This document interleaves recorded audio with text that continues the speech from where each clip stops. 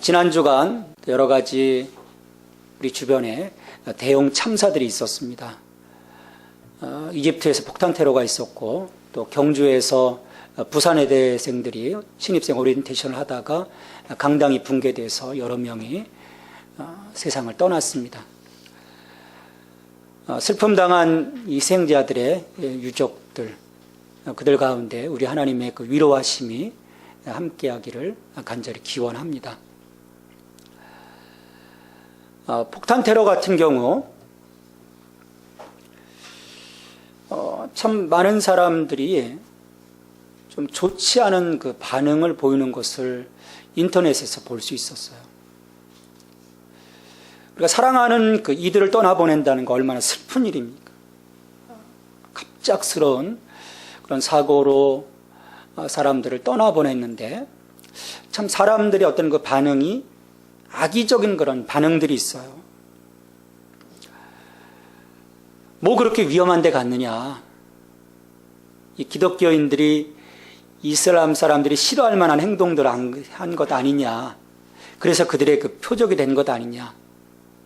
모든 책임을 다 이 피해자들에게 돌리는 것을 볼 수 있었습니다.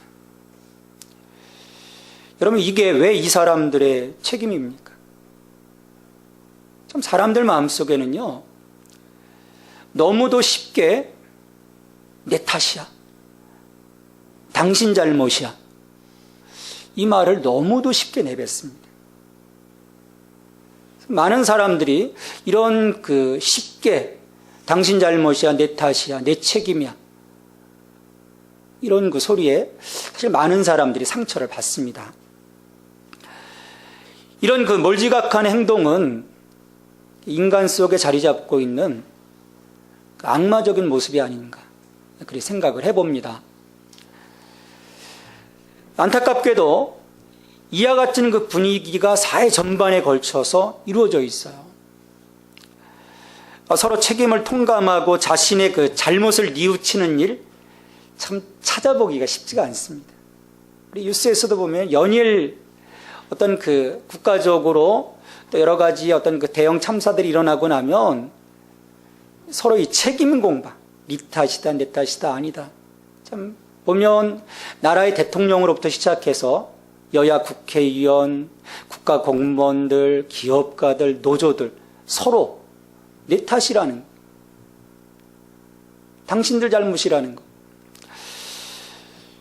좀 속 시원하게 누구든 제가 잘못했습니다, 내 탓입니다, 좀 사람들의 마음을 시원하게 해주는 그런 사람들이 없어요. 이 지도자들부터 시작해서 사실은 어떻게 보면 일반 그 시민들 사회 속에서도 마찬가지예요.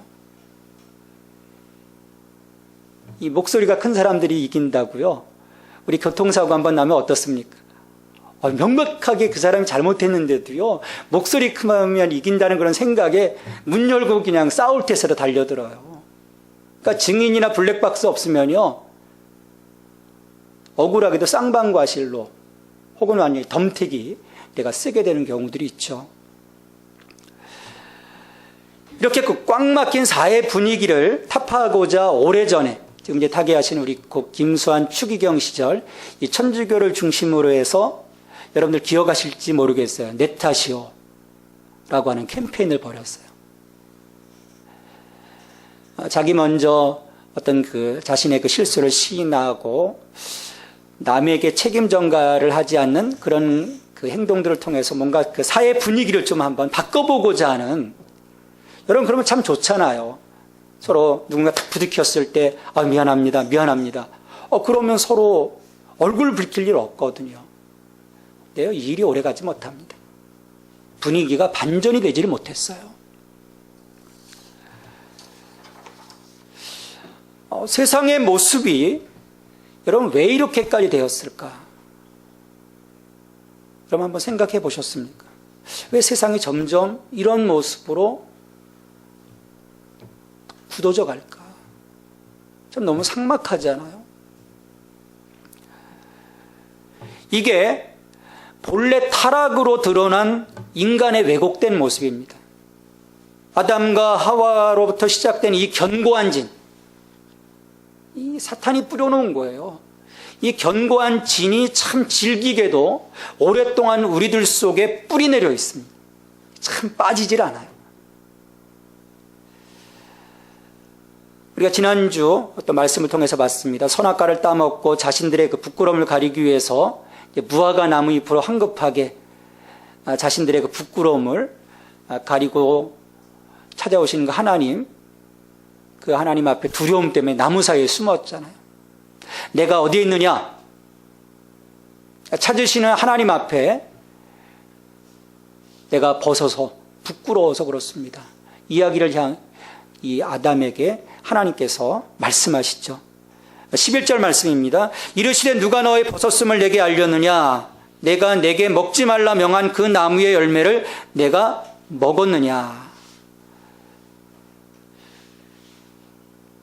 이 상황을 보면 여러분 뭔가 좀 이상한 것이 있지 않습니까?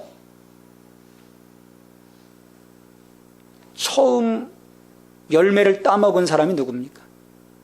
여자입니다. 하와예요. 근데 하와에게 묻지 않으시고 열매를 받아 먹은 지금 아담에게 제일 먼저 물어보고 계세요. 여러분 이 이유가 어디에 있다고 생각하십니까? 가장이니까? 창세기 2장 16절 17절에서 하나님이 선악과의 열매를 먹으면 반드시 죽으리라 말씀하신 것은 아담에게입니다. 그러니까 하나님과 아담, 이 약속을 맺은 주체가 아담이라는 거예요. 그 말씀을 듣고 지켜 행하지 못한 아담에 대한 그 책임, 우리 성경의 어떤 그 의미로 보면 이 파수꾼의 책임을 물으시는 거예요. 명령을 받았잖아요. 말씀을 받았습니다. 그 받은 그 말씀이 제대로 지켜지지 못한 부분에 대해서 하나님께서 아담을 향해서 추궁을 하시는 겁니다. 이 말씀을 듣고 말씀을 지켜 행하는 것, 우리 모두에게 책임입니다. 분명 들려주셨는데 그 말씀이 우리 삶 가운데 지켜지지 않으면 그 책임을 누구에게 물으시겠어요? 우리입니다. 우리에게 물으시는 것. 근데 여기에서 하나님이 던지신 그 질문을 보면 누가 그 열매를 따먹었느냐라고 묻지 않으셨어요. 또 누구 때문에 이 열매 따먹었냐? 누가 너 꼬셨냐? 그렇게 묻지 않으셨어요. 아담 내가 열매를 먹었느냐? 먹었느냐에 초점이 있습니다. 내가 먹었느냐는 거예요. 여러분 그럼 당연히 아담의 대답은 어떻게 나와야 합니까? 거두절미하고 다른 이유 들러대지 말고 제가 먹었습니다. 이실직고해야 되는 거예요. 그리고 즉각적으로 용서를 빌어야죠. 근데 이게 여러분 쉬운 일이 아닙니다. 여기 다 경험해 보신 일들이 있을 거예요. 저도 어렸을 때 그런 경험들이 있어요. 우리 부모님께 뭔가 잘못했을 때 네가 했니? 그러면요 저도 모르게 핑계가 나와요. 왜냐하면 그 순간 모면하고 싶거든요. 쉽지가 않습니다. 근데 이러면 죄의 문제가 꼬이기 시작합니다. 쉽게 풀어질 일이 꼬여버려요. 하나님의 질문에 대한 아담의 대답은 대단히 실망스러운 대답이었습니다. 12절 말씀을 보시죠. 아담이 이르되 하나님이 주셔서 나와 함께 있게 하신 여자 그가 그 나무 열매를 내게 주므로 내가 먹었나이다. 여러분 이 말씀을 어떻게 생각하세요? 자신이 먹었다고는 얘기해요. 내가 먹었습니다. 얘기는 하는데 정말 솔직하게 자기 잘못을 시인하기보다는 그 책임을 여자에게, 또 심지어 간접적으로는 여자를 만드신 하나님께 돌림으로써 자기 자신의 잘못을 좀 회피하려고 하는, 어쩔 수 없었다고 하는 어떤 그 정당화하려고 하는 그런 시도를 합니다. 그러니까 이 대답은 하나님과 하와, 이들 그 양쪽과의 관계에 있어서 금이 가도록 만드는 행동이었어요. 여러분, 우리가 죄의 문제를 이기는 길이 어디 있다고 생각을 하십니까? 우리가 죄를 완벽하게 이길 수가 없어요. 그러면 어떻게 이걸 우리가 계속해서 넘어설 것인가? 물론 처음부터 죄의 유혹을 차단하는 것이 최선책입니다. 그리스도의 피로 바르고 차단하고 늘 축사하고, 그게 최선책이에요. 하지만 그 선이 무너지면 우리 넘어질 수 있거든요. 그 선이 무너지면 즉시 자신의 잘못을 통감하고 죄를 정직하게 인정하는 겁니다. 반면에 우리가 져야 할 책임을 탁 토스해서 넘겨버리면, 그래서 구차하게 남을 붙잡고 늘어지면 우리는 깊은 죄의 수렁에 빠져들고 맙니다. 그건 스스로 회개할 기회를 놓쳐버리는 거예요. 참 이렇게 되면 난감하더라고요. 나중에 가서 용서를 빌려고 하면 너무 커진 거예요. 게다가 이와 같은 책임 전가는 우리에게서 관계적인 파탄을 야기시켜버립니다. 아담은 여자를 칭할 때 하나님이 주셔서 나와 함께 있게 하신 여자 그가라고 했어요. 이 언중유골이라고 뼈가 있는 말이에요. 하나님은 왜 이런 여자, 유혹에 잘 빠지는 여자, 이런 여자를 내게 주셔서 나로 하여금 곤란하게 하였을까라는 그 억울함이 배어 있는 거예요. 이 여자만 없었더라면 난 사실 안 먹었을 수도 있었는데 당신이 만들어서 내게 보내준 이 여자가 내게 건네줌으로 내가 먹었습니다. 참 아담이 잔머리를 지금 팽팽 돌리고 있는 겁니다. 하지만 이 말은 하나님이 기대하신 말이 아니에요. 이렇게 그 하나님과의 관계가 어그러지면서 급기야 부부 사이의 신뢰마저 무너져 내리고 맙니다. 처음 여자를 하나님께서 그 갈빗대를 치에 만드시고 데려왔을 때 아담의 고백이 뭡니까? 환호성을 질렀거든요. 이는 뼈 중에 뼈, 내 살 중에 살이라. 감동의 감동. 아직 솔로이신 분들이요, 이런 감동이 있어야 결혼해야 됩니다. 이런 감동 없을 때 결혼해버리면 식어버립니다. 금방. 그렇게 외쳤던 아담의 환호성이 사라지고 여자를 향한 원망만 남아버렸어요. 만일 여기서 아담이 제가 죽일 놈입니다, 아내를 제가 잘 지키지 못했습니다, 용서해 주십시오, 제 책임입니다, 내 탓입니다, 회개했더라면 그럼 어떤 일이 벌어졌을까요? 하지만 아쉽게도 그런 일은 벌어지지 않았습니다. 오늘날 우리나라에서도 보면 이 새롭게 세워진 이 가정들 3분의 1이 깨어집니다. 정말 안타깝죠. 여러분, 왜 깨어질까요? 이 깨어지는 이유가 여기에 있습니다. 서로 책임을 전가할 뿐이지 자신이 먼저 지려고 하지 않기 때문입니다. 누가 아담과 하와의 후예가 아니랄까 봐 정말 이런 모습들이 우리 가운데 있어요. 그러니까 깨어지는 거죠.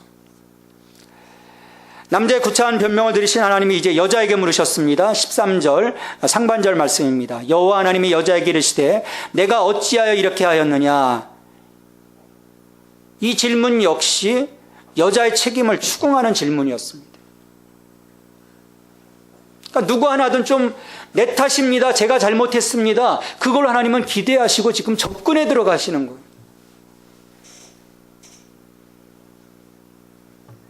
하지만 부창부수라고 여자도 자신의 잘못을 인정하기보다는 뱀에게 그 책임을 떠넘겨버립니다.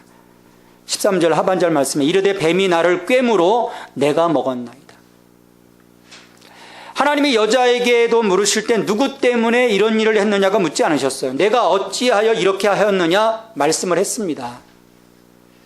여러분, 누가 나를 유혹해서 넘어갔다는 것은요, 제 원인이 아닙니다.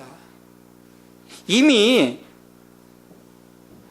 우리 안에 그와 같은 행동을 위한 그 마음이 자리 잡고 있어서 그런 것이지, 그리고 단지 그것은 나의 행동을 촉발시키는 요인일 뿐인 거예요. 내 마음속에 전혀 그런 마음이 없는데 누가 와서 옆에서 찔러대면 어떻게 합니까?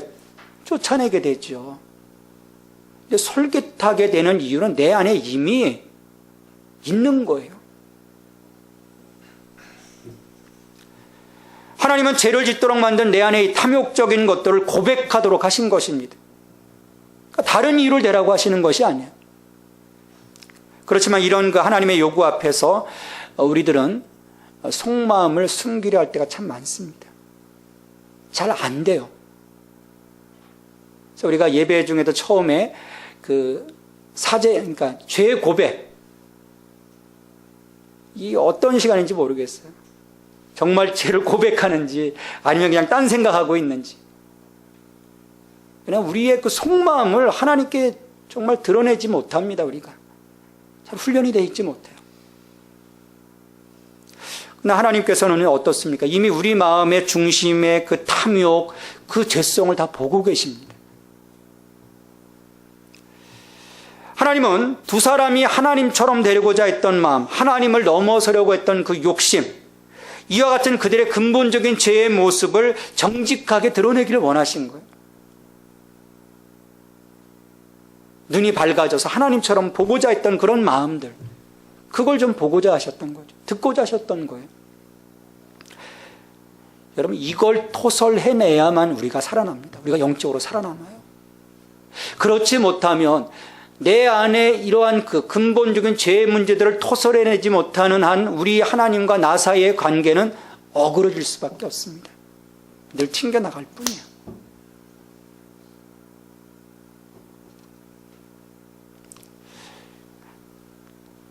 그러나 남자는 여자에게, 여자는 뱀에게 죄의 책임을 전가해버리고 말았던 거죠.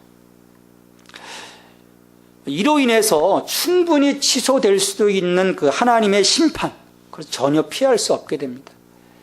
우리 창세기 2장 18절에서 내가 먹는 날에는 반드시 죽으리라 경고하셨음에도 불구하고 이 두 사람이 금방 죽지 않았어요. 죽으리라고 하셨는데,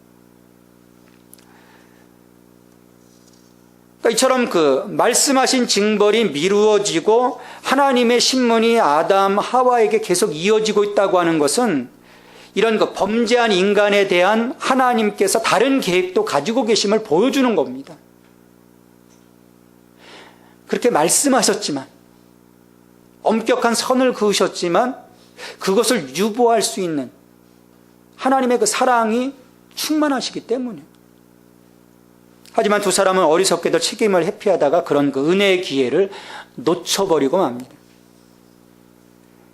이렇게 은혜의 기회를 놓쳐버리고 자신의 죄를 인정하지 않고 무릎 꿇지 않는 이들에게 남은 것은 이제 하나님의 예정하신 벌밖에 없는 것이죠.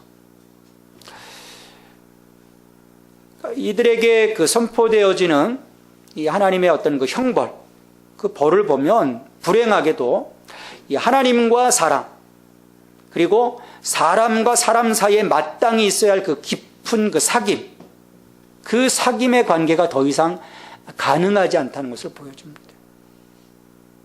그래서 죄는요, 이처럼 그 하나님에게서 또 타인에게서 또 그리고 나 자신에게로부터 우리를 철저하게 소외시켜버립니다. 이게 죄의 그 결과입니다.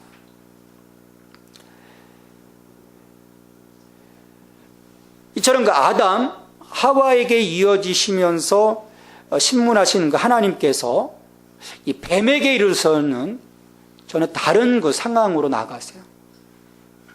아담과 하와는 신문하셨잖아요. 대화하셨습니다. 그런데 이 뱀에게서는 대화, 신문 다 생략을 하십니다.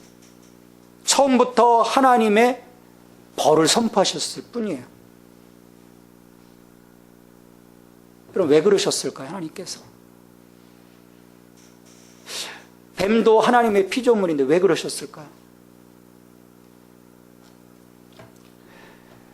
뱀은 지금 이 본문 속에서는 악의 진원지입니다.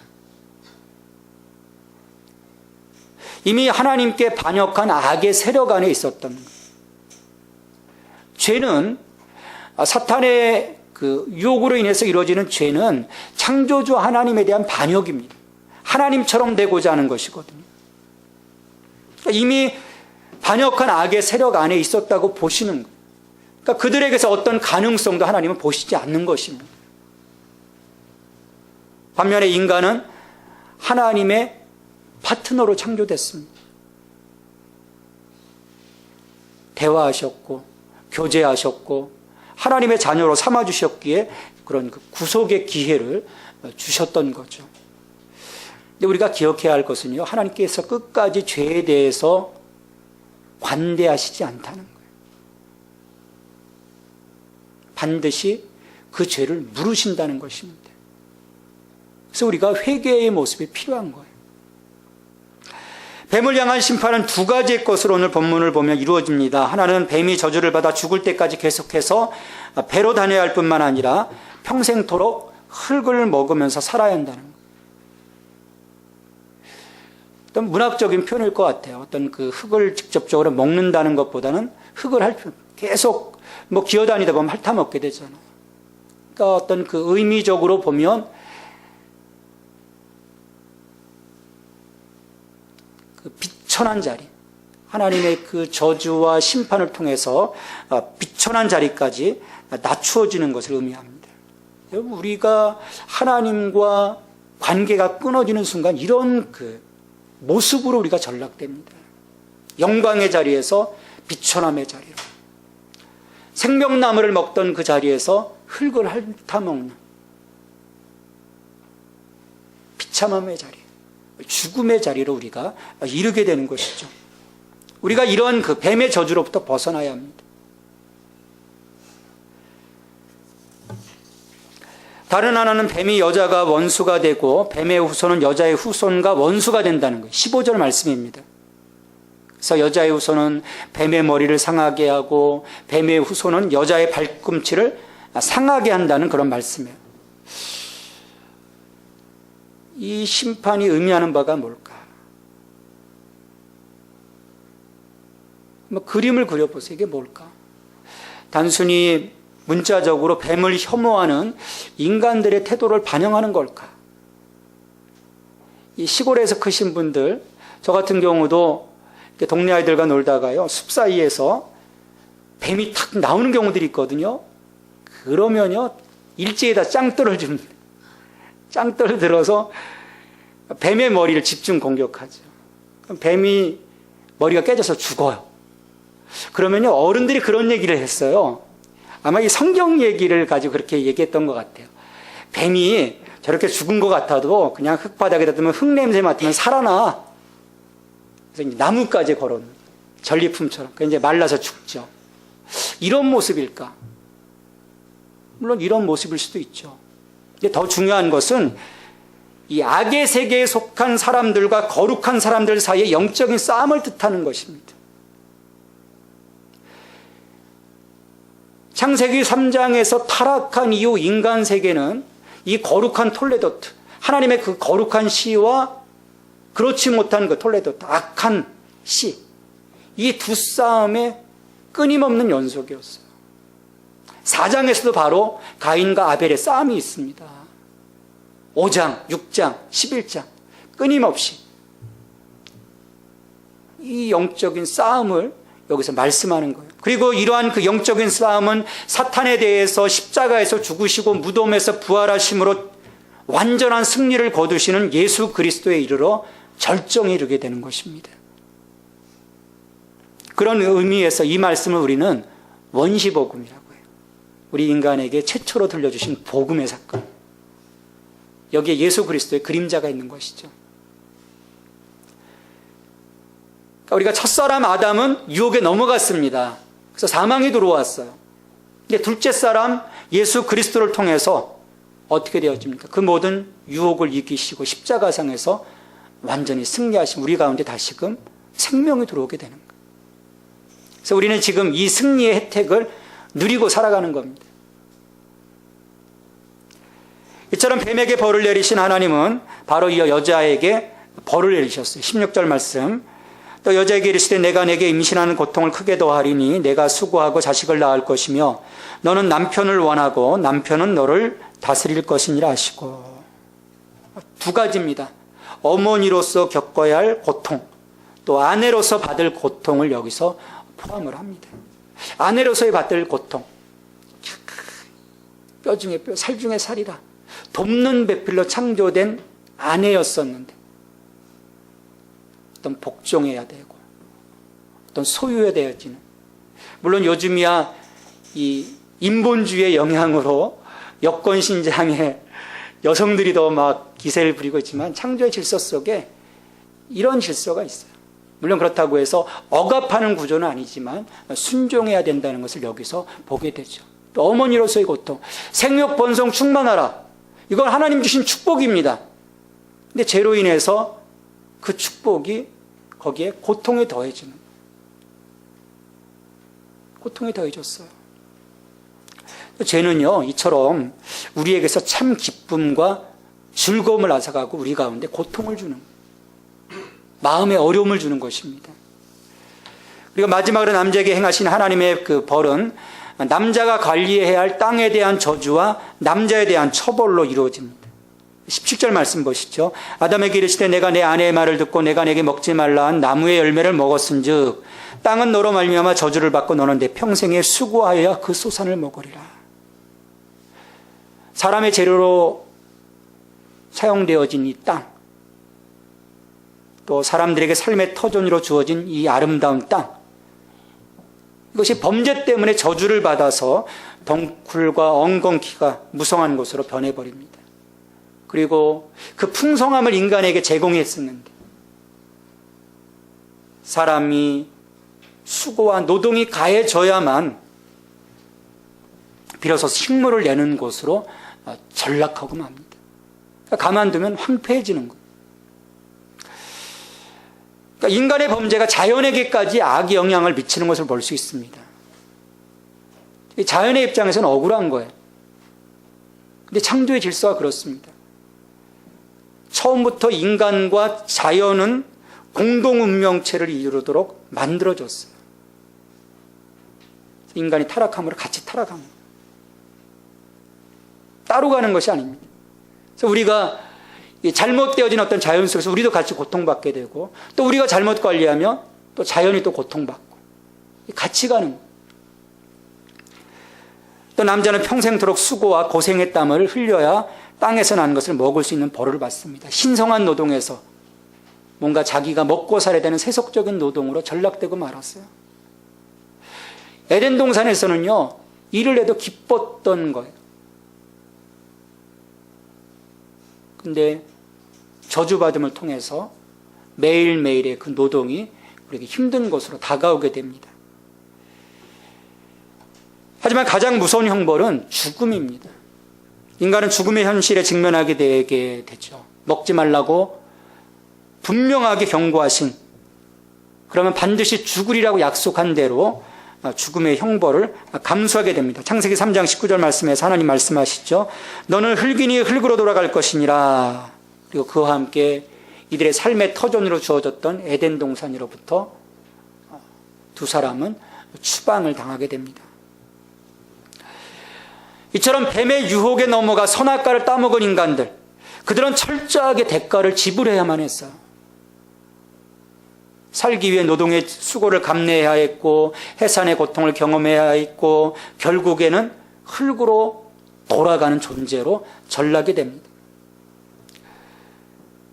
이렇게 창세기 3장은 인간이 그의 사는 날 동안 수고하며 괴로워하고 결국에는 왜 죽게 되는지를 설명하고 있어요. 지금 오늘의 모습들, 지금 왜 이러한 그 삶의 고통들이 있는지, 왜 죽음이 있는지,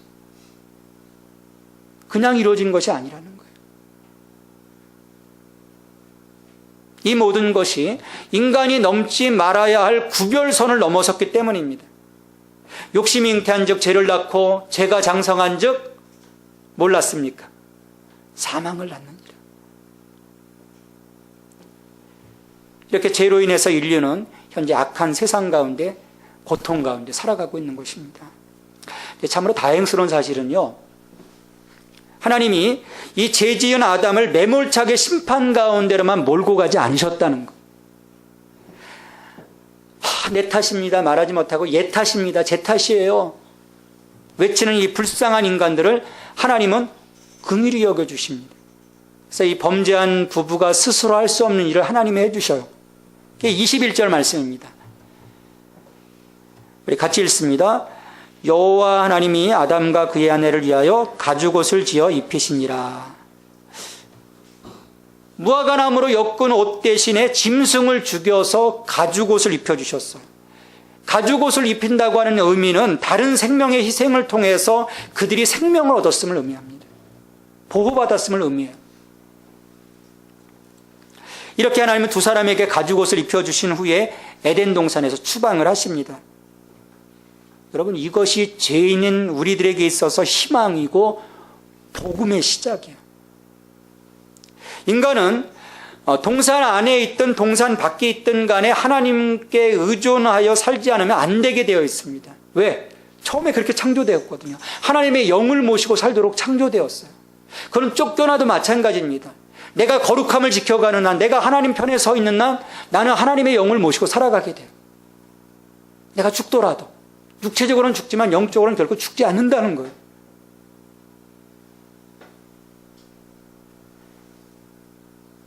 쫓겨나가긴 했지만 그 연결점이 바로 하나님의 선물인 가죽옷입니다. 다 쫓아내면서 다 차단하면서 마지막 하나의 연결점이 가죽옷이에요. 아주 오랜 시간이 지나서 십자가에서 이루어지게 되는 예수 그리스도의 대속을 상징하는 이 가죽옷을 통해서 여전히 하나님은 추방당한 인간에게서 손을 놓지 않으셨음을 우리가 볼 수 있습니다. 하나의 줄을 갖고 계십니다. 이 줄을 놓은 인간들은 영원토록 사망의 권세 아래 살아가게 될 것입니다. 여전히 자신의 죄인됨을 인정하지 않으며 타인의 탓으로 돌리는 이 아담과 하와의 길을 여러분 고집함으로 살아가시겠습니까? 우리는 하나님의 심판의 저주 아래 살아갈 것입니다. 그러나 이 줄을 놓지 않고 붙잡고 가는 이들, 그래서 자신의 죄를 자복하며 하나님 앞에서 내 탓입니다, 나는 죄인입니다 고백하는 이들은 예수 그리스도 안에서 영원한 생명의 회복을 누리게 될 거예요. 왜? 예수 그리스도의 희생으로 죄로 인한 우리의 부끄러움이 가려지기 때문입니다. 덮여지기 때문이에요.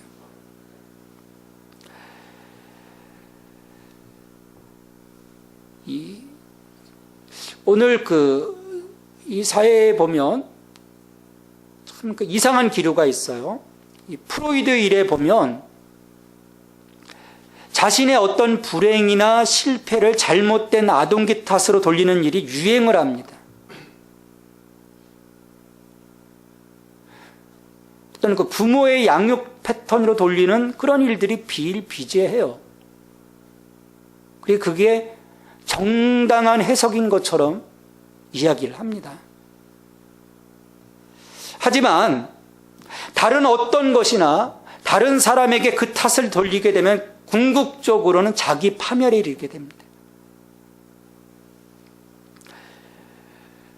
그러기에 그 심리학자 펄스 같은 경우는요, 이 개인적인 책임에 대해서 분명하게 강조를 합니다.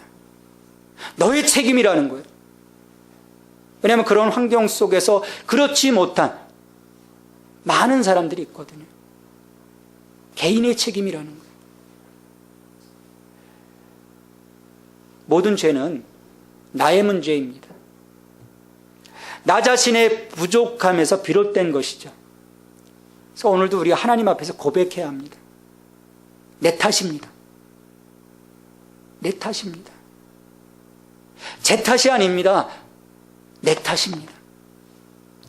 이렇게 고백하며 하나님 앞에 설 때 나의 부끄러움을 예수 그리스도의 피로 씻어주실 것입니다. 우리 하나님께서 예수 그리스도라고 하는 그 옷으로 우리의 모든 부끄러움, 연약함을 덮어주실 것입니다. 그 은혜를 입는 저와 여러분이 되기를 간절히 바랍니다. 하나님 아버지 감사합니다.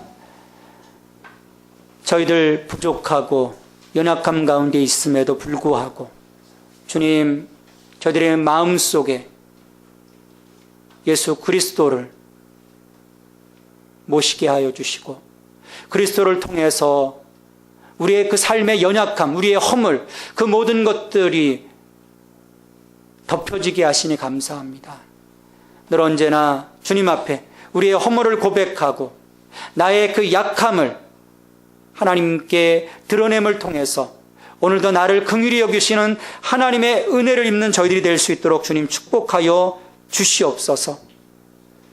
하나님, 아담과 하와가 자신의 그 죄를 뉘우치기보다는 끊임없이 다른 사람들에게 그 죄의 탓을 돌리는 것을 오늘 말씀을 통해서 봅니다.